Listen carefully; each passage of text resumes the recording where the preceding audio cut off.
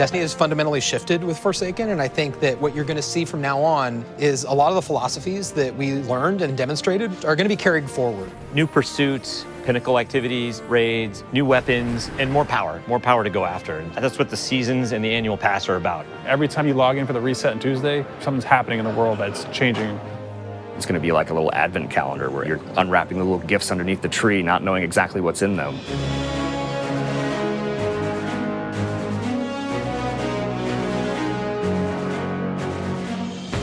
We're not trying to do DLCs anymore. We're not trying to introduce a brand new campaign. Instead, what we want to do is deliver 3 full seasons of content that can last for an entire year and that is coupled with the end game and matches the way players play Destiny.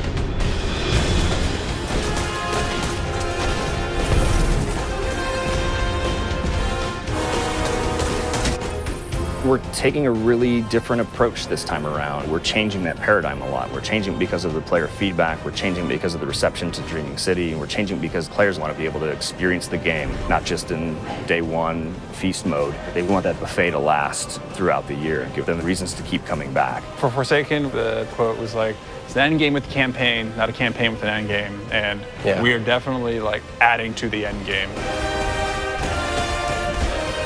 Seasons are really about having content that is available for all players. It's Iron Banner, Crucible, holiday events. But Annual Pass is about having this additional layer of premium content on top of that. The most exciting Destiny is that kind of unexpected Destiny. That is so cool. They like open up portals. We had secrets in Forsaken, and now we want to do more secrets. We can't talk about those, otherwise They're not it wouldn't be that anymore. So the nature of trying to surprise people is that sometimes you're going to land things and sometimes you're not. The Forsaken Annual Pass is about continuing to like take those chances and take those risks and trying to surprise people with the different ways that we're going to deliver content. Dude, this is awesome. It's tasty, nutritious, and delicious. It is dead taken. Whisper of the worm. Heck yeah. Woo, baby. I'm not at 600 yet. I don't know if you are, Nope, but like 580. 580. Yeah, 564, I think. He went on vacation. I went on for a week. vacation, It's fine. so Every season, we are going to be raising the power cap by 50 for all Forsaken owners. They're still going to get new gear. They're going to get to raise their power to improve their Guardian. For the annual pass, we want to provide a new way for you to pursue the end game. So in Season of the Forge, that's going to be the new Black Armory forges and a new Horde mode-based experience.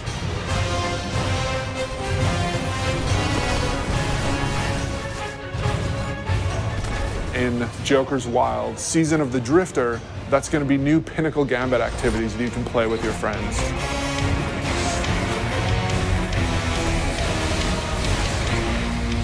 And then in Season 7, the focus is really on discovery and subversion and exciting new secrets that we can't wait for players to discover themselves. But the annual pass really starts going in earnest in December. That's going to be when you're going to discover the Black Armory. You are not welcome here, Guardian.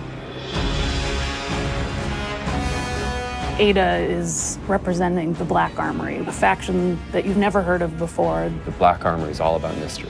They're all about being the ultimate weapon crafters. Ada has been keeping the secrets of the Black Armory since the Golden Age, trying to keep them away from Prying eyes of the Vanguard. keep them away from the prying eyes of the Vanguard. She doesn't really trust Guardians, but some of the secrets have been lost even to her. She needs you to go out into the world and hunt down each forge. Reclaim it, reignite it, and build out the arsenal even further. You will have to push back waves of enemies so that you can actually get your components into the forge and manufacture your weapon yourself. You're the blacksmith, and you are forging those weapons. It's like sci-fi meets magic. We've heard players asking for matchmaking and activities. This new Forge activity delivers on that. We're trying to address the challenge with like Escalation Protocol and Blindwell, where we know you want to play with people, you want to matchmake with them, and so this is our first step into solving that problem. The Black Armory is these lost craftsmen who develop these special weapons that from founders we haven't seen before, all coming from the Norse and Japanese and French family lines. There's 3 families that were involved in the Black Armory. You can definitely feel the theming in those weapons and the backstories and how they came to be and the roles that they perform. Izanagi's burden is the crazy sniper rifle where you have a magazine of 4 rounds, and if you do the special reload, it actually crams all 4 bullets into a single round that does damage. That is brutal and will like totally compete with Whisper and Sleeper. It's a sniper rifle that can body shot an enemy. That's all I need to say.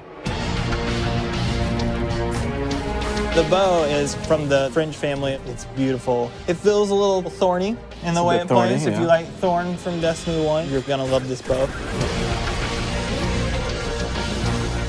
Jotun is the fusion rifle. Goes on your hand. It goes on your hand. It's the arm blaster, as it was affectionately referred to, and it fires a giant fireball slug that will set the ground on fire.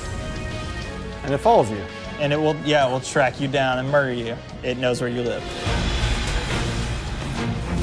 So we've got 5 new exotics, including 4 brand new awesome weapons and 1 old favorite.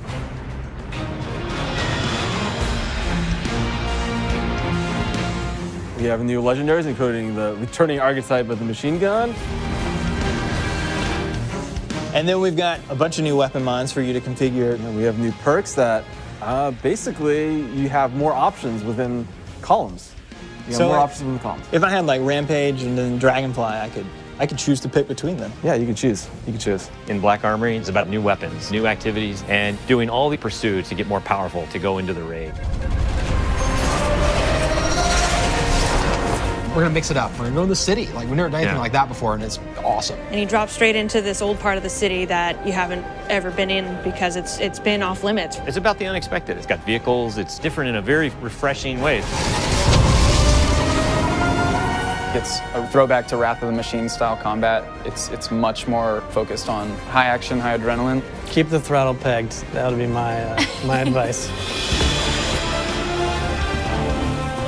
We really don't want to be a box product that you think of as being on a disc. We want to be a world that evolves and changes over time. Anytime you try something new, it's going to be uncomfortable, it's going to be scary, but we got to forge ahead. Like, the world's changing, games are changing. It's time to set a new course. Yeah.